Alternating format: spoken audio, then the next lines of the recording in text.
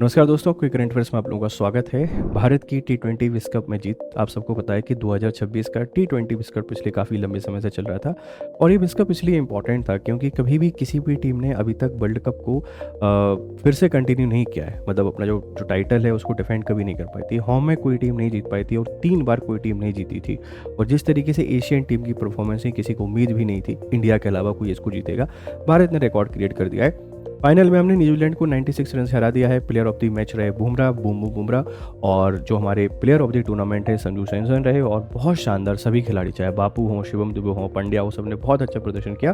भारत 3 बार टी20 जीतने वाली पहली टीम बन गई। पहला भी हमने जीता था, 24 का हमने जीता, अभी वाला भी हमने यहाँ पे जीत गया है। तो सभी को ढेर सारी यहाँ पे बधाइयाँ। रूस ने आह्वान किया है कि P5 जो कंट्रीज हैं इनको एक बार बैठ के बात करनी चाहिए। मतलब कुछ भी चल रहा है पूरी दुनिया में, डोनाल्ड ट्रंप ने जिस तरीके से तबाही मचाई हुई है उसको शायद कम करने के लिए यूनाइटेड नेशन सिक्योरिटी काउंसिल की P5 जो परमानेंट मेंबर है, जिसमें अमेरिका आता है, रूस आता है, ब्रिटेन है, फ्रांस है, चाइना है, ये मिलकर बात करें कि इंटरनेशनल लॉज का जो वायलेशन हो रहा है इसको कैसे रोका जाए। भाई तोड़ने वाले आप लोग हो, रोकोगे आप कैसे? तो यूनाइटेड नेशन जो 1945 में बना था, इसमें यूएनएससी और यूएनजीए दो इम्पोर्टेंट इसके पार्ट्स हैं। तो यूएनएससी की बैठक शायद हो सकती है, अगर ये सब लोग आए साथ में तो संभावना हो सकती है और दुनिया में शांति शायद फिर हमको देखने को मिल सकती है। तडोबा अंधारी बाघ अभ्यारण्य TAR जो कि महाराष्ट्र के चंद्रपुर जिले में अवस्थित है, यहाँ से बहुत इंपॉर्टेंट न्यूज़ हमको देखने को लिए।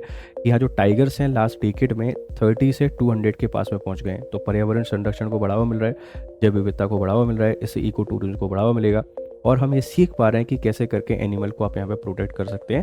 तो तदोड़ जो हमारा बाघ अभ्यारण्य है महाराष्ट्र का, जिसको आप लोग तडोबा अंधारी के नाम से जान रहे हैं, ये चर्चा में है। आप इसको बहुत अच्छे तरीके से याद रखिएगा। भारत, चीन और ग्लोबल साउथ, जिस तरीके से डोनाल्ड ट्रंप ने तबाही मचाई हुई है, चीन के जो विदेश मंत्री हैं अभी उन्होंने एक स्टेटमेंट दिया कि जो पूरी दुनिया है ना, ये दुनिया यूनिपोलर नहीं है, ये दुनिया मल्टीपोलर है, इस बात को ध्यान रखिएगा।